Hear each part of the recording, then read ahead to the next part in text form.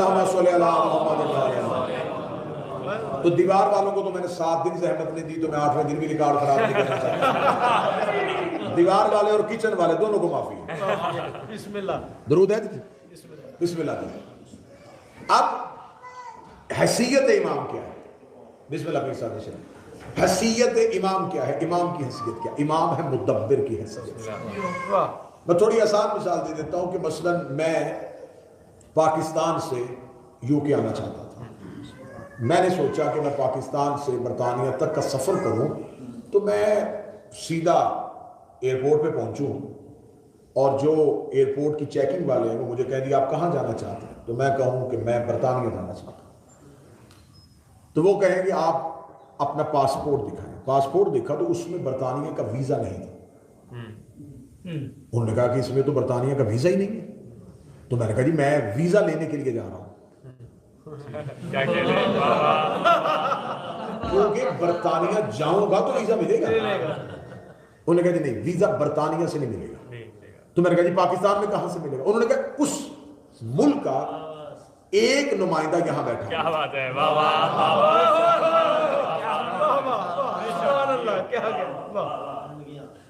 میں نے کہا جی میں اپنا پورا ریکارڈ ساتھ لے کے آیا ہوں، میرے پاس پورے میرے ڈاکومنٹس ہیں، میں اس طرح کرتا ہوں مجھے برطانیہ جانے دیں، میں برطانوی وزیر اعظم کو اپنے ایک ایک پیپر دکھاؤں گا، وہ دیکھ لے گا کہ میرے ڈاکومنٹس بالکل کلیئر ہیں۔ انہوں نے کہا جی کاغذات وہ نہیں دیکھتا۔ کیا بات ہے،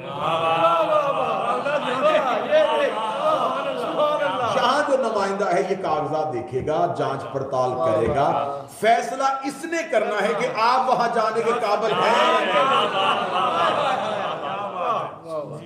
یہ دنیا کا قانون ہے کہ ہر ملک کا نمائندہ دوسری جگہ پہ موجود ہوتا ہے اور وہ فرد کی حیثیت سے ہوتا ہے۔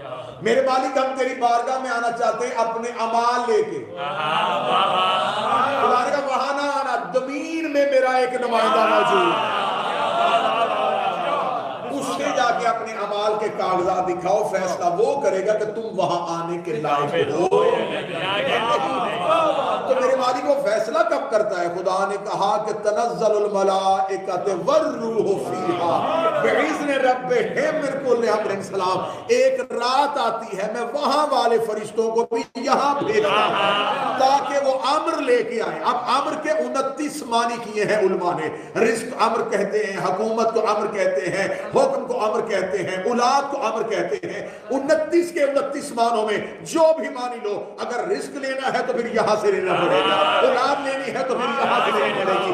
خدا کے رب میں نے اسے زمین پہ بٹھایا ہوا ہے تاکہ وہ امر بن کے فیصلہ کرے۔ حکم میں کرتا ہوں، تدبیر یہ کرتا ہے۔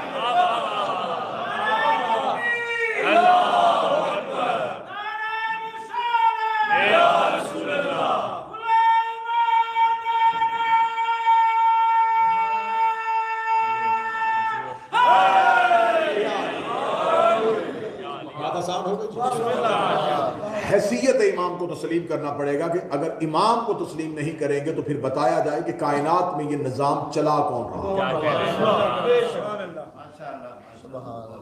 جب ہم یہ کہتے تو کہتے تھے یہ کیسے ہو سکتا ہے کہ کوئی اگر ایسا امام ہے تو اسے نظر آنا چاہیے۔ نظر آنا امام کے لیے ضروری ہے۔ کیوں؟ خدا عدل کا ترازو کو بالکل برابر رکھتا ہے۔ خدا نے زمین پہ ایک ایسا بھی بھیجا ہوا ہے جو گمراہ کرتا ہے اور وہ نظر نہیں آتا۔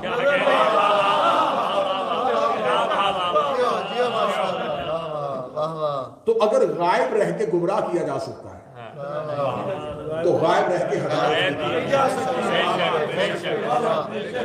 اب جو غیبت ہے یہ غیبت دو طرفہ نہیں، یک طرفہ۔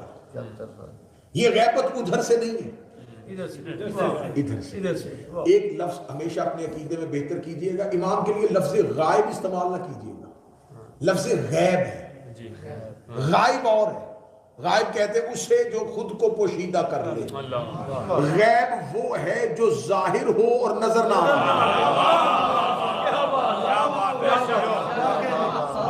اس کی وضاحت میرے ایک امام کے فرمان سے ملی تھی۔ امام سے کسی نے آگے پوچھا مولا آپ کے پاس غائب کا علم ہے؟ امام نے فرمایا امام سے کوئی چیز غائب نہیں ہوتی. وہ کون سی چیز ہے جو امام سے غائب ہے؟ تو اس نے کہا پھر آپ کے پاس امام نے فرمایا تو سوال یہ کر غائب کا علم ہے. اس نے کہا غائب اور غائب میں کیا فرق ہے؟ امام فرماتے غائب وہ ہے جو چیز خود کو خود پوشیدہ کرے، غائب وہ ہے جو ظاہر ہے اور تمہیں نظر نہیں آ رہا. اللہ غائب نہیں، غائب. جنت غائب نہیں، غائب. اور خدا نے قرآن میں پہلی ہی آیت میں یہ کہا یؤمنون بالغیب. یہ صاحب ایمان وہ ہیں جو غیب پر ایمان رکھتے ہیں، یہ مانتے ہیں کہ کچھ ایسا ہے جو ہے صحیح لیکن ہمیں نظر نہیں آتا، اور ہمیشہ نظر آنے والی چیز کسی نہ کسی نظر آنے والے کو اپنا سراپا ضرور بناتی ہے.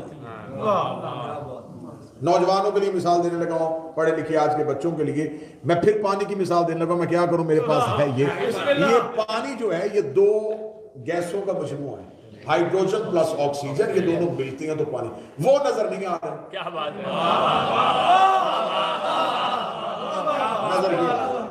ان دو نے مل کے اسے انہیں اسے صورت دے دی ہے. طلب یہ پوری کر رہا ہے، اس کے پیچھے وہ ہے. اس کا مطلب مظہر کو مانو تو حقیقت کو مان لو. جس نے مظہر کا انکار کر دیا اس نے حقیقت کا انکار کیا. امام کی زمانے میں غیبت ہے، اور غیبت ہماری طرف سے ہے. پیاسے کو کسی صحرا میں کنویں کا نہ ملنا پانی کے نہ ہونے پہ دلالت نہیں. ایک پیاسا کسی دشت اور کسی صحرا میں چلا جائے اور وہ کہے کہ پیاس ہے اور پانی ہی نہیں ہے، پانی موجود ہے لیکن وہ پانی تک پہنچ نہیں رہا. امام موجود ہے لیکن ہم امام تک پہنچ نہیں رہے. اب میں ابھی تھوڑی دیر پہلے دوستوں میں بھی یہ بات کر رہا تھا کہ اب ہم نے دیکھنا یہ ہے کہ امام کی غیبت کا راز کیا ہے. امام کی غیبت کے راز کو جب ہم دیکھتے ہیں تو ہمیں ایک بات کی تھپکی دے کے سلا دیا جاتا ہے کہ صاحب یہ حکم پروردگار سے ہے اور وہ اللہ نے ابھی حکم نہیں دیا، جب وہ حکم دے گا تو پھر یہ ظاہر ہو جائیں گے. اچھا، پھر ہمیں بتایا جائے کہ کائنات میں جب جس نے کلی اختیار امام کو دے دیا تھا تو اس نے امام کا اختیار امام کو کیوں نہیں دیا؟ یہ بہت نئی باتیں ہیں جو میں آپ کی کروں گا، اور ہمیشہ نئی بات جو ہے وہ لوگوں کو پریشان بھی کر دیتی ہے اور لوگ اس چیز کو جلدی قبول بھی نہیں کرتے.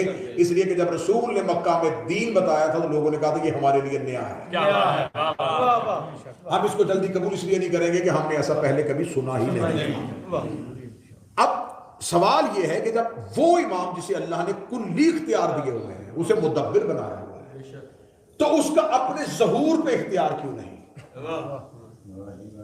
یعنی کہ وہ یہاں آ کے محتاج کیوں ہو گیا کہ میں ظہور نہیں کر سکتا؟ اس کا مطلب ظہور کا اختیار بھی امام ہی کے پاس ہے.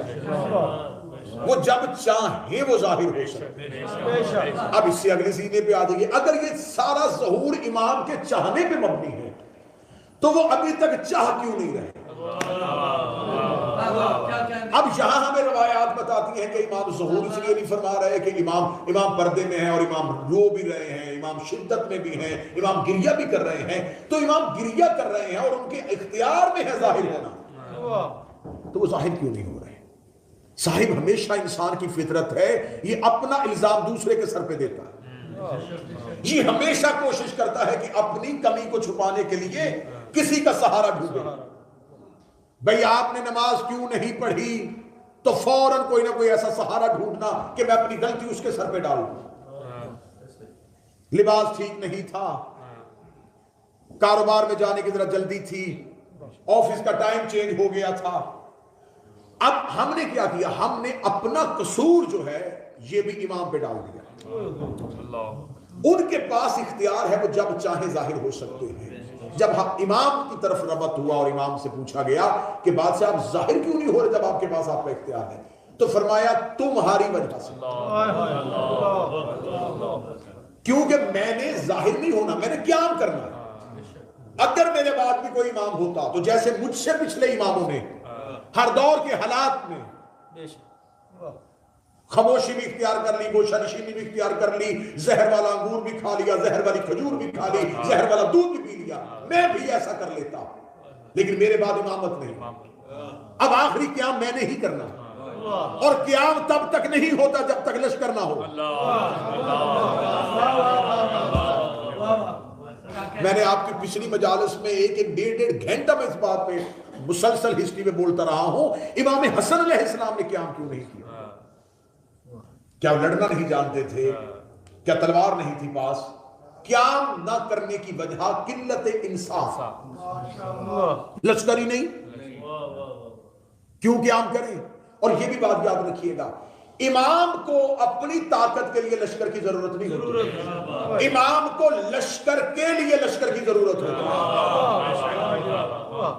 کہ کم از کم یہ میرے پیچھے آئیں تو صحیح تاکہ ان کی عاقبت صحیح ہو۔ اب امام کو اپنے لشکر میں تم نے امام کے لشکر میں نہیں جانا، امام نے تمہیں اپنے لشکر میں شامل کرنا۔ اگلا لفظ اور آسان کر دو، تمہاری امام کو ضرورت نہیں، تمہیں امام کی ضرورت۔ اب جو آخری قیام ہوا ہے نا، آخری قیام جس نے کیا ہے وہ کریم کربلا نے کیا ہے۔ کریم کربلا کے بعد آج تک امامت نے قیام نہیں کیا، آخری قیام امام حسین کا کربلا میں ہوا، اور ناصرین کی تعداد 72۔ اور یہ بھی فرماتے ہیں کہ آج تک پچھلے آئمہ میں سے سب سے زیادہ جو ناصرین کی تعداد ملی ہے وہ اس امام کو ملی۔ تو امام حسین کے بعد جتنے بھی امام آئے، کسی نے خود کو قید خانے میں رکھ لیا، کسی نے گوشہ نشینی اختیار کر لی، ہر دور میں امامت قیام نہ کر سکی۔ اب اگر اس امام کے بعد بھی کوئی امام ہوتا تو شاید یہ امام بھی حالات دنیا کو دیکھتے ہوئے تم لوگوں پہ توکل نہ کرتے، لیکن اب قیام واجب ہے، اب قیام ضروری ہے۔ اب جب قیام ضروری ہے تو اب اس کا مطلب ہے کہ ظہور رکا ہوا ہے ہماری وجہ سے۔ ظہور کی ہونے کی نا وجہ ہم خود ہیں۔ اب یہاں پر عام فہم میں دلیلیں نہیں دوں گا کہ دیکھیں کردار اچھے نہیں ہیں، یہ اچھا نہیں ہو رہا، یہ اچھا نہیں ہو رہا۔ سب سے پہلی بات جو امام کے لیے ضروری ہے، امام کے ظہور کے لیے، امام کے رستے کو ہموار کرنے کے لیے، کہ آپ کو امام کے ساتھ قیام ذات کے لیے نہیں، امام کے لیے کرنا۔ میں نے آپ کو پچھلی مجالس میں بتایا کہ کوفہ والوں نے خطوط لکھے۔ خط کب لکھے؟ جب ان کے اوپر ظالم حاکم آ گیا۔ اب انہیں خبر تھی کہ یہ گردن بھی کاٹ رہا ہے، یہ ہمارے بچے بھی مار رہا ہے۔ اب امام کو بلایا بھی تو امام کے لیے نہیں، اپنے لیے۔ یعنی کوفہ والے الاجل کہہ رہے تھے تو وہ بھی لالچ کی بنیاد سے، اور امام کوفہ نہیں آئے۔ جو امام مکہ سے غازریہ اور نینوا تک پہنچ گیا تھا وہ امام کوفہ آ سکتے تھے۔ امیر المومنین اگر دارالحکومت کوفہ بنا سکتے ہیں تو کریم کربلا بھی تشریف لا سکتے تھے، نہیں آئے۔ کیوں نہیں آئے؟ کیونکہ کوفہ میں قیام کی سکت نہیں تھی۔ اس کا مطلب ہے کہ امام اس قوم میں تب تک نہیں آتا جب وہ قیام کرنے کی صلاحیت میں نہیں آتا۔ اب ہمارے پاس قیام کرنے کی صلاحیت اور ہمارے پاس قیام کرنے کی سکت کیا ہے؟ ہم چاہتے ہیں کہ امام ظہور فرمائیں اور ہمیں مشکلوں سے نکالیں، ہمیں مصیبتوں سے نکالیں۔ میں انتہائی معذرت کے ساتھ یہ گزارش کرنے لگا ہوں، ہم آل محمد کو بھی مانتے ہیں تو اپنے لیے مانتے ہیں۔ ہمیں خبر ہے کہ ان سے زیادہ بہتر مدد کرنے والا کوئی نہیں۔ ہمیں پتا ہے کہ مشکل ان کے علاوہ ٹال ہی کوئی نہیں سکتا، صحت ان کے علاوہ دے ہی کوئی نہیں سکتا، قبر میں ان کے علاوہ آئی کوئی نہیں سکتا، محشر میں ان کے علاوہ شفاعت کاری کوئی نہیں سکتا، جنت میں کسی اور کی سرداری ہے ہی نہیں۔ تو اس کا مطلب ہے آل محمد کو ماننا بھی ہماری مجبوری اس لیے ہے، ہمارا لالچ ہے۔ میں بھی گزارش کر رہا تھا کہ میں نے آج تک علم پہ بغیر منت کے سیب چڑھتے ہوئے نہیں دیکھا۔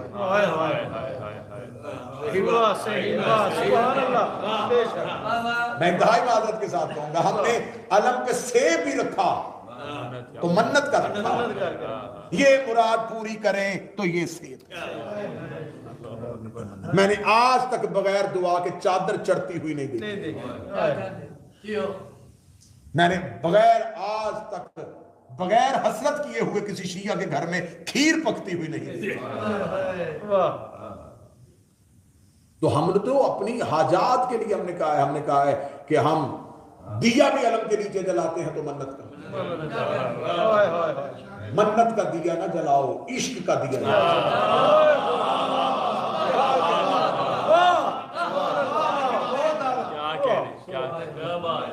عشق کا دیا جلاؤ. جب تم میں اور امام کے درمیان سے لالچ ختم ہو تمہیں امام نظر آنا شروع.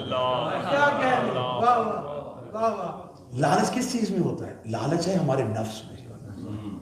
جتنی بھی خواہشات ہمارے نفس کی ہے نا، نفس کی خواہش ہے اچھا گھر، نفس کی خواہش ہے اچھی گاڑی، نفس کی خواہش ہے یہ مل جائے یہ مل جائے یہ مل جائے، یہ سب کچھ نفس.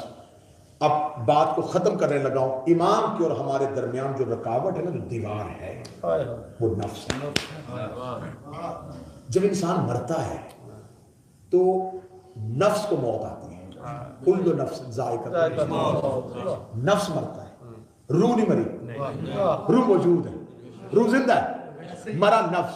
اس سے اچھی دلیل بابا جی ہوئی کوئی نہیں. نفس مرتا گیا، ساتھ ہی امام نظر آ گیا.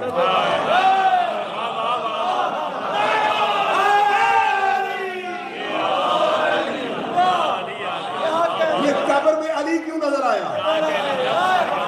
یہ سرحان علی کی کرسی کیوں نظر آئی؟ وہی علی جو دنیا میں 70 سال نظر نہیں آیا، وہ قبر کی کوٹھی میں کیوں نظر آیا؟ اس لیے کہ نفس مر گیا ہے. تم زندگی میں نفس مارو، امام ابھی نظر آنا چاہیے.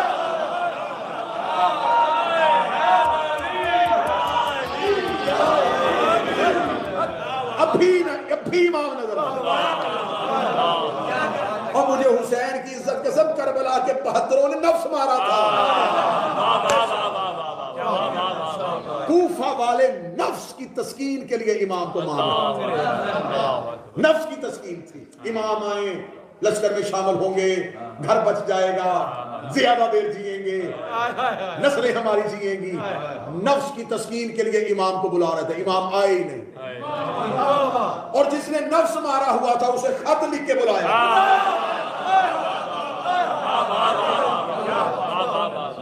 ایک خط امام کو لکھا جا رہا ہے. ایک خط امام خود لکھ رہے ہیں. جو لکھ رہے ہیں وہ بھی انسان ہے، جس کو لکھا جا رہا ہے وہ بھی انسان ہے. خط لکھنے والے نفس کی تسکین کے لیے بلا رہے تھے، جس کو لکھا تھا وہ نفس مار کے حسین کی بیٹھ جا رہا. اب مجھے بتاؤ، جو 72 کربلا میں آئے تھے، 72 کی شادیاں نہیں تھی، ان کی نسلیں نہیں تھی، ان کے بچے نہیں تھے، ان کے گھر نہیں تھے، سب کچھ تھا. حسین نے شب عاشور آخری امتحان لیا. حسین نے کہا دیکھ لوں کہیں کوئی لالچ تھا تو نہیں. یہ تو کوئی لالچ ہی نہیں ظاہر کر رہے. یہ جو 3 دن پانی بند ہوا تھا نا، یہ حسین کا امتحان نہیں تھا.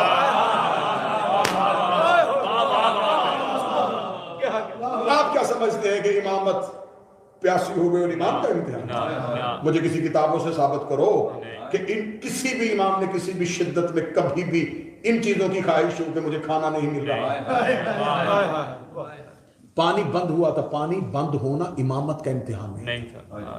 کھانا بند ہونا امامت کا امتحان نہیں تھا. وہ جو 72 ساتھ آئے ہوئے تھے، ان کے نفس کا امتحان. میں نے مقتل چھان کے پڑھی ہے. اتنے امام کے اختیارات کے قائل تھے، کسی ایک نے چل ہی نہ کہتے کہ ہمیں فرات سے پانی لے دے. امام سے یہی کہہ دیتے کہ امام پاؤں کی ٹھوکر مار کے چشمہ. انہوں نے امام کے اختیار سے بھی خواہش نہیں کی. انہوں نے یہ بھی نہیں کہا کہ اگر اسماعیل ایڑیاں رگڑ کے پانی نکال سکتا ہے تو والا پاؤں مارے. یہی خیمے کے اندر سے چشمہ نکل آیا. ہمیں نکال دے، ہم ان سے نہیں مانگتے، تو ہمیں دے دے. اتنا نفس مارا ہوا تھا، انہوں نے امام سے بھی نہیں مانگا.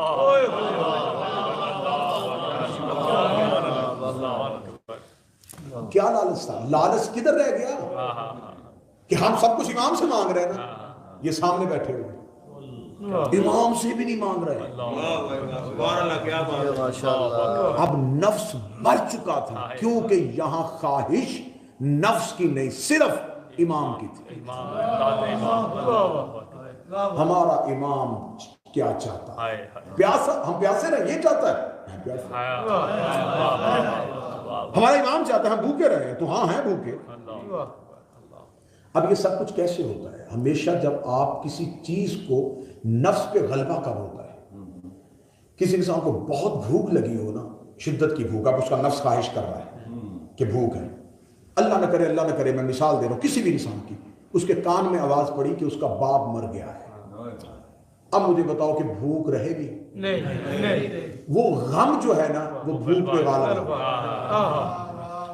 وہ جو تھوڑی دیر پہلے پانی مانگ رہا تھا، کھانا مانگ رہا تھا، اس سے لوگ پکڑ پکڑ کے کہہ رہے ہیں پانی پی، کھانا کھا. کیوں نہیں کھا رہا؟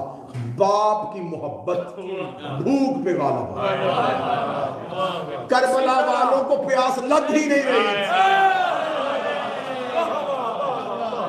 امام کا عشق بھوک پہ غالب ہے، پیاس پہ غالب ہے. لوگ کہتے ہیں کہ جو شیعہ زنجیر مارتے ہیں یار ان کا بدن کٹتا ہے انہیں تکلیف نہیں ہوتی. جب ماتمی چھری جسم پہ مارتا ہے تو حسین کا عشق بدن کی تکلیف پہ غالب آ جاتا ہے. اور جب عشق غالب آ جائے تو پھر نفس اپنے آپ کی ساری صلاحیتوں کو مار دے. مسلسل عرفان پڑھ رہا ہوں سرکار، وہ غیبت نہیں پڑھ رہا، وہ انتظار نہیں پڑھ رہا جو مدت سے پڑھا جاتا ہے کہ یہ ہے یہ نہیں ہے جی، بس گناہگار ہے جی، بس کہاں امام کہاں. نفس کو ختم کیا کربلا والا. امام نے کہا آخری امتحان لو. امام نے شب عاشور کہا کہ شاید آنکھیں نہیں ملا رہے، چراغ بجھا کے اس سے بڑا امتحان اللہ کی کائنات میں کسی نبی نے بھی نہیں دیا. حسین نے کہا جنت دیتا ہوں. انہوں نے کہا ہمیں جنت بھی. یہ کائنات کے پہلے نفوس تھے جن کو جنت کی خواہش مل رہی تھی. یار ہم نفس مارتے ہیں جنت ملے. خدا نے کہا رمضان کے اتنا وقت بھوکے رہنا تو ہم نے نفس مارا، کیوں؟ جنت مل جائے گی. نفس مارا صبح اٹھیں گے نماز پڑھیں گے جنت مل جائے گی. نفس مارتے ہیں جنت کے لیے. حسین کا شاید انہوں نے نفس مارا جنت کے لیے. حسین کا جنت دوں؟ جنت بھی نہیں چاہیے. حسین نے ان 72 غیر معصوموں کو امام کے عشق میں ایسے دکھا کے کہا کہ قیامت تک کہیں یہ نہ کہنا یہ سوائے معصوم کے کوئی نہیں کر سکتا. مولا حسین کی قسم اگر حسین صرف اپنے ہی بنی ہاشم لے کے چلے جاتے، یہ باتیں بالکل ممبر کی تاریخ سے نہیں ہوں گی. حضرت عبداللہ ابن جعفر تیار کو لے لیتے تو لے سکتے تھے. بے شک ہاشمیوں کے کئی لوگ مدینہ میں آباد تھے، لے سکتے تھے. اگر ان کو لیتے ان میں سے ایک نام کاٹنا پڑتا. یہ ہے امام کا عشق کہ امام نے غیر معصوم نام نہیں کاٹا، بھائی گھر بٹھا دیا.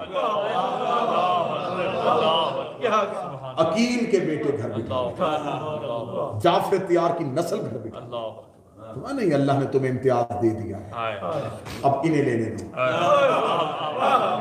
تعداد سے تجاوز نہیں ہو سکتا تھا، تعداد سے تجاوز نہیں ہو سکتا تھا. اگر ایک نام بھی اور بڑھاتے تو ادھر سے ایک نام کاٹنا پڑتا. کیا کریمی ہے حسین کی. محمد بن حنفیہ گھر بٹھا دیا، جون کا نام نہیں کاٹا.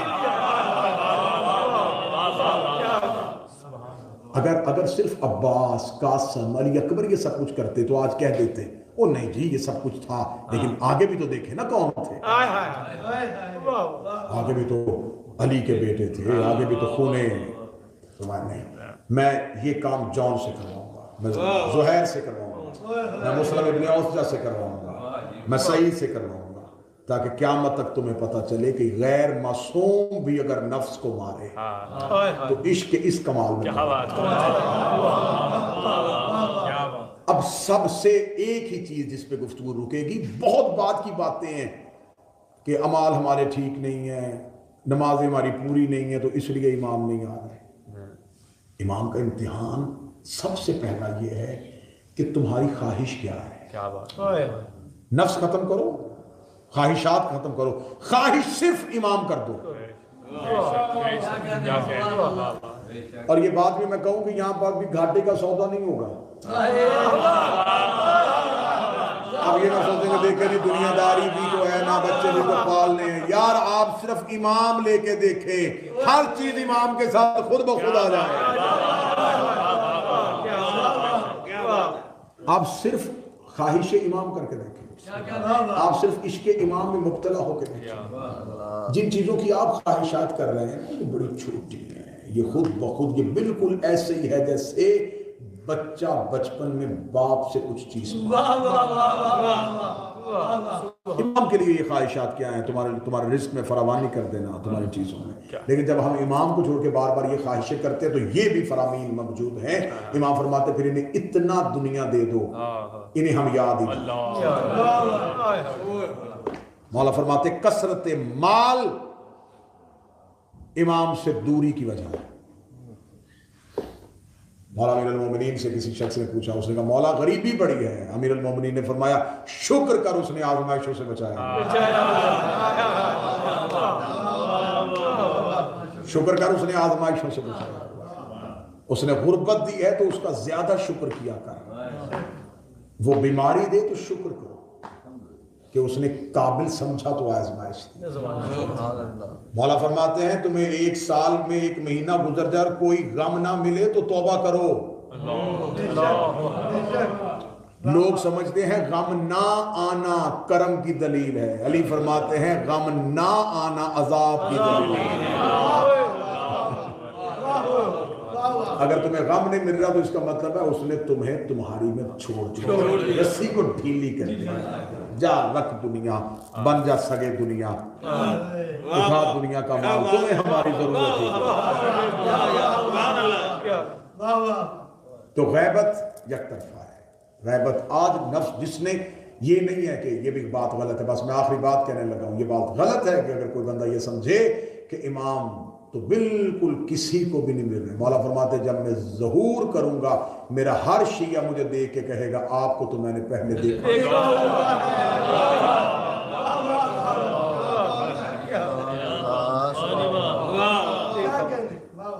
عارف عالم دین ہے، امام سے ایک سوال پوچھنے کے لیے صحرا میں آ گیا، چلتا رہا، کہیں بھی امام سے ملاقات نہیں ہو رہی تو رستے میں چلتے ہوئے کوئی اجنبی ملا، اجنبی نے طریقے سے سوال کا جواب دیا، جواب ذہن میں آیا، ہاتھ سے اونٹ والا تازیانہ زمین پہ گر گیا، تازیانہ اٹھا کے اس شخصیت نے اس عالم دین کے ہاتھ میں دیا، عالم دین کے ہاتھ میں دینا تھا، کہنے لگے کس سے ملنے کے لیے نکلا تھا؟ کہنے لگے امام سے ملنے کے لیے نکلا تھا۔ کہتے کاش پہچان لیتا کہ ہاتھ امام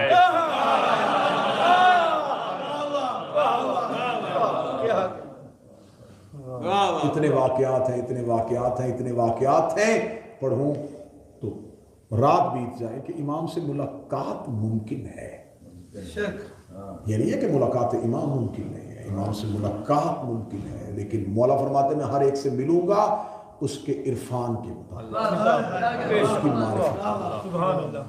مولا فرماتے میں لمحہ بھی تم سے دور نہیں ہوتا، لمحہ دن کی بات نہیں۔ امام فرماتے میری نظریں مسلسل تم پہ رہتی، دشمن تمہیں تکلیف نہ پہنچائے، درندوں کے جنگل میں میں نے تمہیں بچا کے رکھا۔ اس سے بڑھ کے امام کے ہونے کی دلیل کیا ہے؟ جس امت نے اماموں کو قتل کر دیا تھا، جنہوں نے نبی کا بیٹا نہیں چھوڑا تھا، آج کھل کے عزاداریاں کر رہے ہیں تو امام صاحب، آج ان کا نام لے رہے ہو تو امام صاحب۔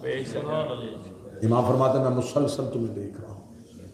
اپنی نسلوں کی تربیت اس انداز سے کرو کہ اپنے بچوں کو امام کے ہونے کا یقین اتنا دلا دو کہ ان کو خبر ہی نہ ہو کہ وہ نہیں ہیں۔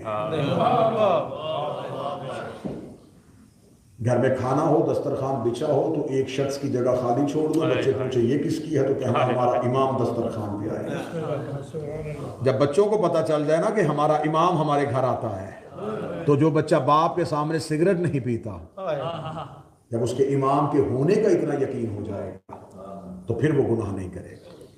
اسے خبر ہوگی کہ میرا امام مجھے دیکھ رہا ہے. ایک شخص نے امام سے اتنی ملاقات، بس آخری لفظ کہہ رہا ہوں، اتنے، کبھی شب جمعہ کربلا، کبھی مسجد سہلہ میں بیٹھا ہوا ہے، کبھی مسجد کوفہ میں بیٹھا ہوا ہے، مسلسل کرتے کرتے کرتے کرتے تھک گیا. کوئی جگہ نہیں چھوڑی امام سے ملنے کی، کہیں امام نہیں مل رہے. خانہ کعبہ کی دیوار کے ساتھ ٹیک لگا کے بیٹھا اور پاؤں کا انگوٹھا پھٹ گیا تھا امام کو ڈھونڈتے ڈھونڈتے. پاؤں کے انگوٹھے سے خون نکل رہا ہے، بدن کا لباس تار تار ہو چکا ہے. دیوار کعبہ کے ساتھ ٹیک لگا کے بیٹھا تھا، یا دیکھا کہ ایک شخص نورانی چہرے والا آ رہا ہے. ایسے چونک کے اٹھا، اس نے دور سے دیکھا کہ میں وہ نہیں جو تو سمجھ رہا ہے. کہنے لگا کون ہے تو؟ کہنے لگا تمہیں امام بلا رہا ہے. لنگڑاتا ہوا، پاؤں زخمی ہے، جسم لاغر ہو چکا ہے. اس نے سہارا دیا مکہ کے قریب. وہ کہتا ہے ایک پہاڑ ہے، پہاڑ کے اوپر ایک سفید اون کا خیمہ ہے، اس کے اندر مولا تشریف فرما. وہ خیمے کے اندر گیا اور بے ساں تک گر گیا قدموں میں، چیخیں مار مار کے. فرزند رسول اتنے مہینے ہو گئے مجھے ڈھونڈتے، مولا مجھے کیوں نہیں ملے؟ میرے امام کی بات ہے، ڈھونڈا تو اس سے جاتا ہے جو کہیں گیا ہو. کیوں ڈھونڈ رہا تھا مجھے؟ مولا میں آپ سے ملنا چاہتا تھا. مولا فرمایا میں تمہیں ملتا ہوں، تم مجھے پہچانتے ہو. کہنے لگا مولا کب ملتے ہیں؟ مولا فرمایا تم روتے روتے چپ ہو جاتے ہو. مولا فرماتے ہیں یہ لفظ ہے میرے امام کا، کرم دیکھنا. ماؤں کا پیار سوچنے والوں، باپ کا پیار دیکھنے والوں، اپنے امام کا کرم دیکھنا. مولا فرماتے ہیں میں اپنے شیعوں کے رخساروں سے ان کے آنسو اپنے ہاتھوں مولا فرماتے ہیں تمہارے گھر میں غم ہو سب سے پہلے تمہارے گھر میں آتا ہے، تمہارے گھر میں خوشی ہو سب سے پہلے. لیکن امام کہتے ہیں مجھے بڑا دکھ ہوتا ہے جب میں تمہارے گھر تمہاری خوشیوں میں جاتا ہوں، تم دنیا کے عہدے داروں کا دروازے پہ انتظار کر رہے ہو. فلاں ہمارا رشتہ دار ایم پی ہے وہ بھی آ گیا، فلاں منسٹر بھی آ گیا، فلاں امیر تاجر بھی آ گیا ہے. امام کہتے ہیں میں بہت دیر تک تمہیں دیکھتا رہتا ہوں، شاید تم کہو ہمارا امام بھی آ گیا.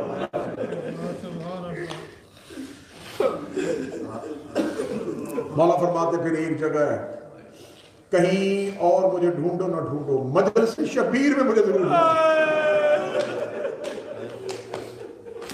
میں وظیفہ دے کے جا رہا ہوں. اس مجلس میں زندگی باقی ملاقات رہی، زندہ رہا، وفا ہوئی، بیوی سیدہ نے کرم کیا، آپ کے چہروں کی دوبارہ زیارت ہوگی. ہاتھ باندھ کے کہہ رہا ہوں ہر مجلس میں ایک بار روتے ہوئے یہ ضرور کہنا کہاں بیٹھا ہے فاطمہ کا بیٹا.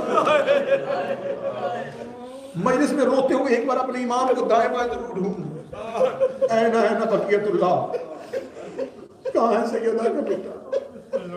یقین رکھا کرو کہ وہ مجلس شبیر میں.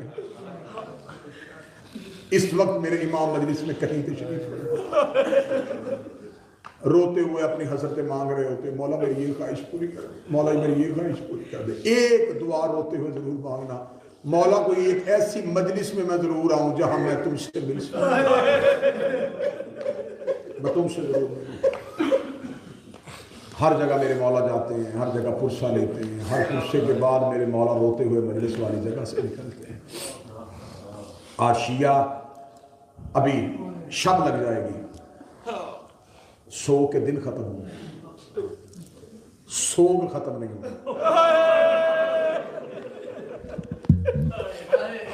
میں یہ گزارش کر کے جا رہا ہوں، عزاداری کے دن ختم ہوں گے، عزاداری ختم نہیں ہوگی. یہ صرف میرے مولا نے تم پہ کرم کیا ہے کہ جاؤ اپنے اپنے گھروں میں دروازے کھولو، اپنے بیٹوں کی شادیاں کر لو، اپنی خوشیوں میں چلے جاؤ. لیکن یہ نہ سمجھنا کہ سو کے دن ختم ہوئے تو شاید اب رونا ہی نہیں ہے. بس توجہ میری طرف کیجیے گا، یہ سوچ کے اب 8 ربیع الاول کے بعد اگلے 4 محرم تک یہ سوچتے رہنا کہ ابھی 40 دروازوں کے تالے نہیں کھلے، ابھی سوگ آل محمد کے گھر سے ختم نہیں ہوا، ان کا سوگ ختم ہوگا جب آ جائے گا ان کا بیٹا، آباد ہو گے 40 دروازے، علی اکبر کے سر پہ سجے گا صحرا، قاسم کے سر پہ سجے گا صحرا، اصغر جوان ہو کے بابے کی شادی دیکھے گا، آل محمد کے گھر میں مسکراہٹیں تباہ، ابھی آباد گھر آباد نہیں ہوا، میرے وارث کا ظہور ہو، بند تالے کھلے۔ میں نے صرف تمہارے ڈر کی وجہ سے کہا ہے کہ تالے بند کھلے۔ سادات تشریف فرمایا اگر کوئی سید مجھے معاف کر دے تو میں اگلا جملہ پڑھوں، میرا امام ظاہر ہو تاکہ سکینہ کی رسیاں اللہ جلیہ امام، تاکہ جو آج تک بند رسیوں کے ساتھ شام کے قبرستان اس کے ہاتھوں کی رسیاں زہرا کا پہلو سے ہاتھ، زینب شام سے مدینے جانے، گھروں کی آبادی، دین بچ گیا، ہماری بہنوں بیٹیوں کے سروں پہ چادریں آ گئی، ہماری مسجدوں میں سجدے گاہ آ گئے، ہمارے گھروں میں قرآن آ گیا، مدینے میں نہیں واپس آیا تو حسین کا سر، آج مستورات میں برآمد ہوگی سیدادیوں کی ہماریاں، اتنا انتظام کیا ہے ماتمیوں نے کہ انہوں نے مسلسل مجلسوں میں اعلان ہوتا رہا جی آخری مجلس میں ہماریاں صرف بیویوں میں برآمد ہیں۔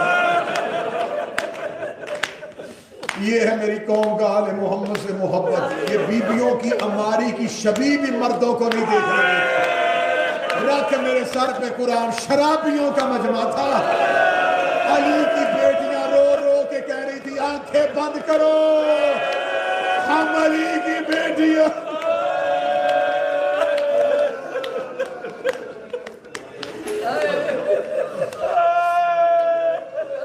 اللہ ہر کسی کی بیٹی کو سلامت رکھے، اللہ تمہاری بہنوں کے پردے سلامت رکھے۔ بیٹی 40 سال کے بعد بھی اپنے پیکے گھر جائے نا، اسے پوچھنا نہیں پڑتا، 40 سال بعد اپنے بھائیوں کے شہر جانا پڑے، باپ کے شہر جانا پڑے، چھوٹے چھوٹے بچوں کو شہر کے دور سے بتانا شروع کر دے، اٹھو میں تمہیں بتاؤں میرے بابے کا شہر آنے والا ہے، بچوں کو اٹھا کے کہہ دیا یہ میرے باپ کی حویلی ہے، وہ گھر میرے بھائی کا ہے، اس گھر میں اپنے باپ کے ساتھ رہتی رہی ہوں، رکھ میرے سر پہ قرآن، 1.25 سال کے بعد واپس آئی ہے، مدینے کے باہر کمر پہ ہاتھ رکھ دی، سجاد یہ مدینہ ہے،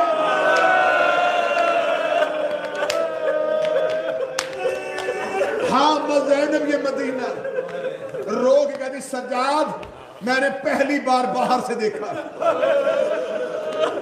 سجاد میں تو زندگی میں بابے کی زندگی میں کبھی باہر نہیں آئی تھی، سجاد مجھے بتا قبر رسول کہاں ہے؟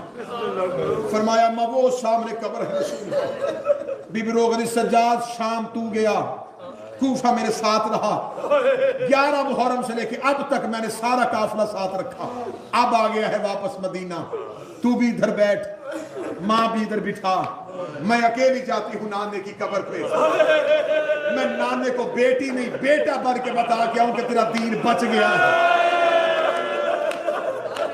میں نے جملہ پڑھ دیا، بی بی نے کہا میں بیٹی نہیں بیٹا بن کے نانے کو بتا کے آؤں دین بچ گیا ہے، مولا سجاد کو وہیں بیٹھا رہنے دیا، بہار کی 4تھی جلد علامہ مجلسی، جتنا چل سکتی تھی اتنا چلی، اس کے بعد صدا سے معافی مانگے گا جو اپنے لگا، یہ ہے منبر کے تقدس کی قسم، قبر محمد میں ایسے گئی جیسے اکبر کی لاش پر، مجھ سے کوئی ماتمی وجہ نہ پوچھے، میں وجہ نہیں پڑھ سکوں گا، کیوں ایسے چلی؟ سر سے لے کے پاؤں تک زخمی تھی قرآن کی آیت. نانے کی قبر پہ گئی, مجلس ختم ہوگی, نوحہ خان نوحہ پڑھیں گے. ماتمیوں کے کان ہوتے ہیں لوہے کی سطروں پہ, لوہے کی سطر ہوتی ہے, ماتمی کا سینے پہ ہاتھ آتا. میں نوحہ کسی شاعر کا نہیں پڑھنے لگا. تم برداشت کر لو گے تو میں 4 سطریں پڑھوں گا, ورنہ 5ویں پڑھنی پڑے گی. 4 سطروں کے بعد 5ویں سطر سیدوں سے ماتمیوں سے برداشت نہیں ہوگی. سید زیادہ میں 4 سطریں وہ پڑھنے لگا ہوں جو علی کی بیٹی نے خود نوحہ قبر محمد میں پڑھا. بی بی نے آ کے قبر رسول کے دروازے پہ ہاتھ رکھا, بی بی نے نوحے کی پہلی سطر پڑھی. بی بی رو کہتی نانا قبر سے نکل کے پہچان میں وہی زینب ہوں. پہلی سطر میں نے پڑھ لی, دوسری سطر پڑھنے لگا. بی بی رو کے کہتی نانا تیری اذان بچ گئی, میرا مؤذن مارا گیا. تیسری سطر پڑھنے لگا. بی بی رو کے کہتی نانا تیری نماز بچ گئی, میرا نمازی کربلا میں مارا گیا. چوتھی سطر ایسے سننا جیسے غریب مجلس سنتا ہے. چوتھی سطر پڑھنے سے پہلے علی کی بیٹی نے گٹھڑی کھولی, گٹھڑی سے حسین کا تیروں والا کرتا نکال کے قبر محمد پہ چادر بنا کے ڈالا. رو کے دی نانا ایک بار قبر سے نکل کے پہچان, یہ اسی حسین کا کرتا ہے جو تیری زلفیں تھاما کرتا تھا. قبر محمد ہل گئی, آواز آئی زینب کرتا ہٹا, زینب کرتا ہٹا. اب سید مجھے دیکھ کے ماتم کرنا. رو کے دی نانا تجھ سے بیٹے کا کرتا برداشت نہیں ہوا, رات آدھی ہونے دے, میں اکیلی تیری قبر پہ آؤں گی, تیری قبر کا چراغ بجھا کے میں تجھے. حوصلہ حوصلہ, میں تجھے اپنا لباس دکھاؤں. تو نے بیٹے کا لباس برداشت نہیں کیا. نانا تیری امت نے اتنا تیرے بیٹوں کو نہیں مارا جتنا تیری شریف بیٹیوں کو مارا. نانا میں زینب آ گئی. نانا کچھ دکھ میرے سن. ہل گئی مصطفیٰ کی قبر. فرمائی زینب مجھے درد نہ سنا. گٹھڑی اٹھائی, حسن کی قبر پہ آئی. رو کے دی بھائی بہنوں کے درد سنتے ہیں. کیا بہن تجھے اپنے درد سنائے؟ حسن میں نے تیرے جنازے سے تیر نکالے تھے. حسن مجھ سے درد سن. قبر حسن سے آواز آئی عالیہ میرے تو کفن کا رنگ نہیں ابھی بدلا, مجھے درد نہ سنانا. ایک بار نانے کی قبر دیکھی, ایک بار بھائی کی قبر دیکھی, نظر پڑ گئی ماں کی کچی قبر پہ. رو کے کہنے لگی اماں ماں بھی بیٹی کی نہ سنے. شریف بیٹیوں کا دستور ہے. اللہ تمہاری بیٹیوں کے نصیب اچھے کرے. میں منبر پہ دعا دیتے مسائب پڑھا. بیٹی گھر آئے نا, باپ سر پہ پیار دے کے پوچھے بیٹا تجھے تیرے گھر میں تکلیف. سمجھ شاید بیٹیاں باپ کو درد نہیں بتا. بھائی گلے لگا کے پوچھتا, چل بابا پوچھتا رہا نہیں بولی, مجھے بتا تجھے تیرے گھر میں کوئی تکلیف. شریف بہن سادہ شادی بھائیوں کو بھی درد نہیں بتا. جب ماں کے پاس آتی ہے پھر رو کے کہتی اماں بابا پوچھتا رہا میں نہیں بولی, بھائی نے بڑا پوچھا میں نہیں بولی, اماں مجھے میرے گھر میں یہ بھی تکلیف ہے, اماں مجھے میرے گھر میں یہ بھی درد ہے. زینب قبر محمد پہ گئی نہیں بولی, قبر حسن پہ آئی چپ رہی. ماں کی قبر پہ آ کر دی اماں تو میرے درد سن لے. قبر سیدہ سے آواز ہے زینب مجھے درد سنا. رو کہتی اماں تو میرے درد سنے گی؟ ہاں زینب میں تیرے درد سنوں گی. اب جتنے سید بیٹھے معاف کر دینا. بی بی رو کہتی اماں پھر میرے درد سن. اماں 28 رجب کو میں تیری قبر پہ آئی تھی, میں نے تیری قبر پہ ہاتھ رکھ کے وعدہ کیا تھا میرا کچھ بچے نہ بچے, میں تیری نسل بچا کے آؤں گی. ہاں زینب مجھے تیرا وعدہ یاد ہے. رو کے دی اماں قبر سے باہر آ, وہ تیرا سجاد بھی لے آئی, وہ تیرا باکر بھی لے آئی. اگلا جملہ پڑھو جس میں تم نے ماتم کرنا ہے. اپنے دامن کو چھاڑ کے کہتی نہ میرا آن آیا ہے, نہ میرا محمد آیا ہے. سو گئے، تیرے بیٹے بچا کے آ گئے۔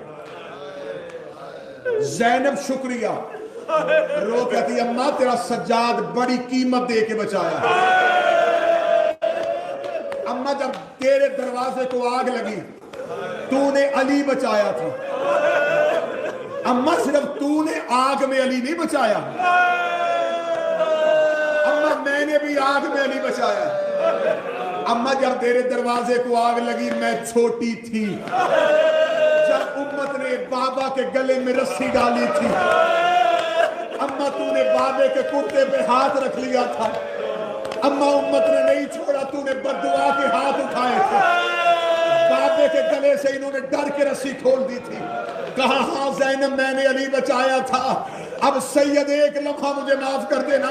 رو کبھی تیرے علی بچانا اور میرا علی بچانا بڑا فرق ہے، صرف علی کے گلے میں رسی آئی تھی، تو نے بددعا کے ہاتھ بلند کیے، اما حسین گھوڑے کی زین سے گرا، 300 قاتل ہاتھوں میں نیزے لے کے تیرا سجاد قتل کرنے کے لیے خیمے میں آیا، اما میں نے 300 قاتلوں کے درمیان سے سجاد اٹھایا، اما میں نے اپنی پشت پہ سجاد رکھا، اما کوئی مجھے دائیں سے نیزہ مارتا، کوئی مجھے بائیں سے نیزہ مارتا،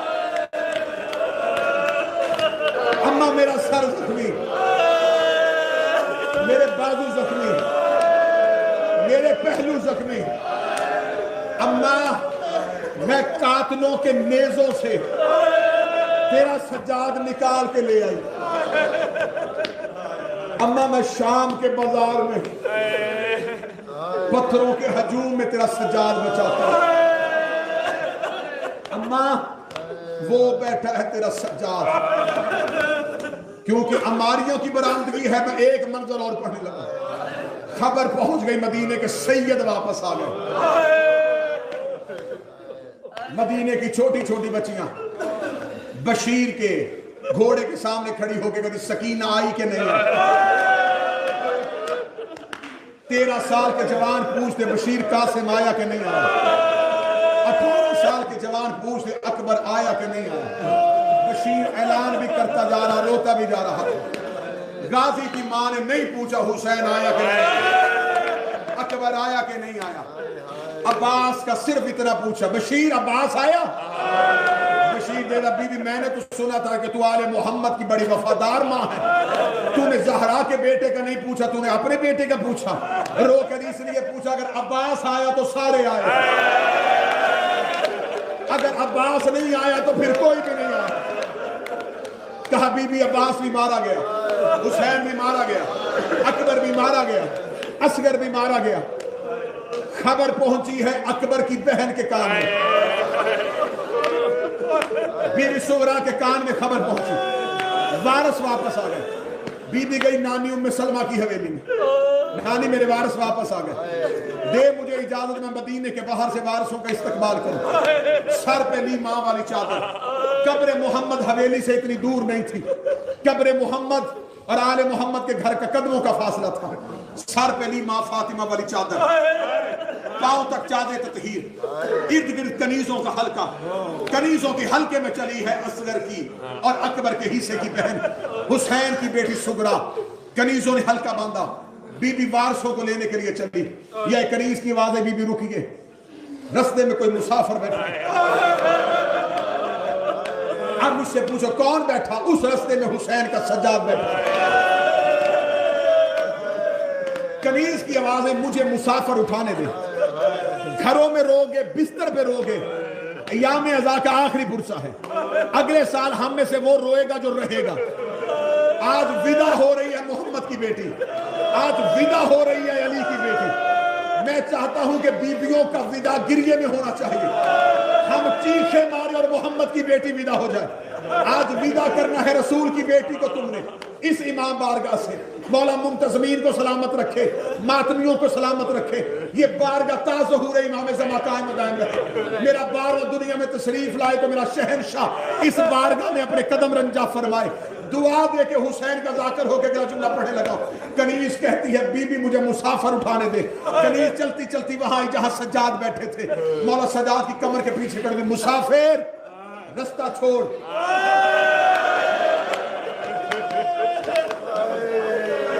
سجاد نے جھکے ہوئے سر سے پوچھا کیوں؟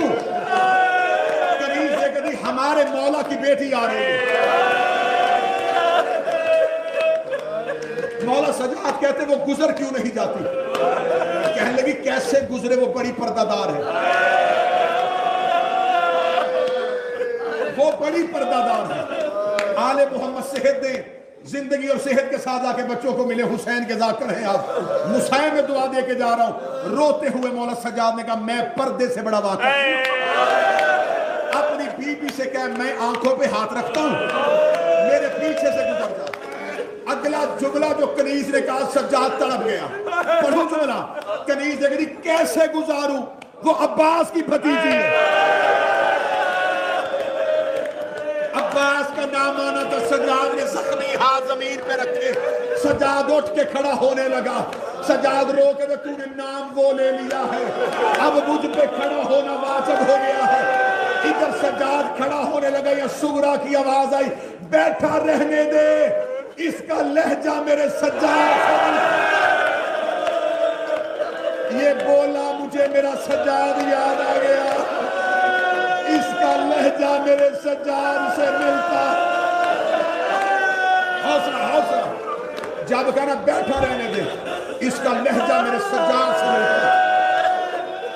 مولا سجاد کہتے نہیں، اب نام ایسا لے لیا ہے، اب تو میں اٹھا۔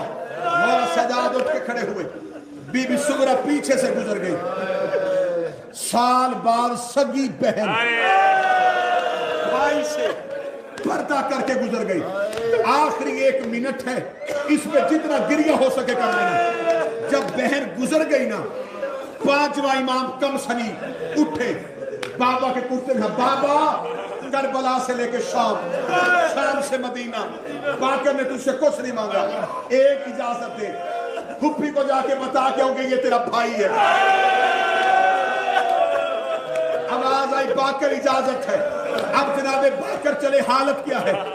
چہرے پہ تماچوں کے نشان، سر پہ سفروں کی ریت، پھٹا ہوا کرتا۔ جناب باقر نے سغرا بی بی کے برقعے میں ہاتھ رکھا، بی بی سغرا مڑ کے کہتی بچہ ہاتھ چھوڑ، تجھے نہیں پتا میں حسین کی بیٹی ہوں۔ باقر دیکھ کے کہتے مجھے پھپھی پہچان، مجھے پھپھی کہنے والا تو کوئی سجاد کا باقر ہے؟ آواز آئی میں تیرا باقر ہوں۔ کب باقر تو ہے تو بابا کہاں ہے؟ جس سے پردہ کر کے آ گئی ہے، کہیں تیرا سجاد ہے؟ سغرا دوڑ کے آئی، سجاد کے گلے میں باہیں ڈالی، رو کے دی مجھے اتنا بتا، تجھے جوان بھیجا تھا، تیری کمر کیوں جھک گئی، تیرے سر کے بال سفید کیوں ہو گئے؟ سجاد کی آواز آئی سغرا مجھے شام کی گلیاں کھائے، ماتم حسین۔